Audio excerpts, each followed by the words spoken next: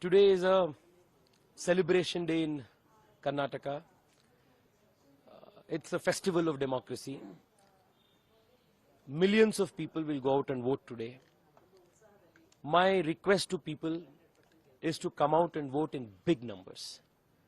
This is a privilege that we have. This is not just a right, but it's also a duty. Because if we don't vote, we are not registering our voice. If we don't vote, we are not contributing meaningfully in a democracy. The last 10 years has witnessed tremendous growth in the nation. It has transformed the way the country is governed. It's very important for people to go out and vote in big numbers. We have been receiving very positive response everywhere. Just like every year, more senior citizens are seen at the booths.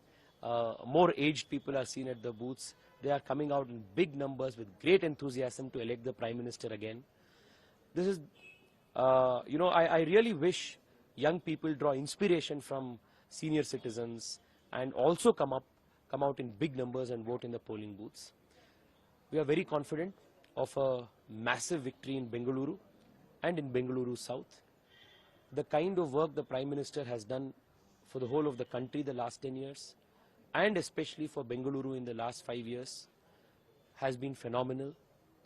We have stood with the people at every crisis, and people are coming out in big numbers with a lot of gratitude and with a lot of aspiration for a brighter tomorrow. And what about the allegations made by opposition against BJP and Prime Minister Modi? Sir, Congress party has today become absolutely frustrated. Survey after survey is reporting that the Congress may not cross 30 seats on its own across the country. It is only natural that the Congress is so frustrated, so desperate, that they are making these kind of allegations. But the more personal attacks they make on the Prime Minister, the more personal allegations, baseless allegations they make on the Prime Minister, history has shown that the Prime Minister has only gotten stronger. The BJP has only gotten more popular. So let the attacks keep coming. The blessings of the people is seen today in the long queues in the polling booths. One last question. Mallikarjun Kharge seeks time from PM Modi to explain Congress Nyaya Patra. Well, the Congress is trying every kind of gimmick possible to, make a last effort to go to people.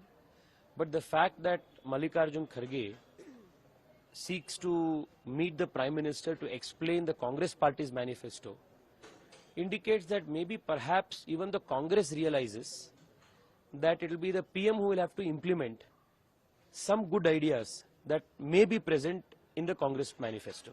So if at all there is one person who is coming to power and who will implement anything, it will be the Prime Minister, Narendra Modi. Perhaps this is an admission of the Congress that they are not going to come anywhere near power for the next 2 decades. If you like this video, then like, share and subscribe to ET Now.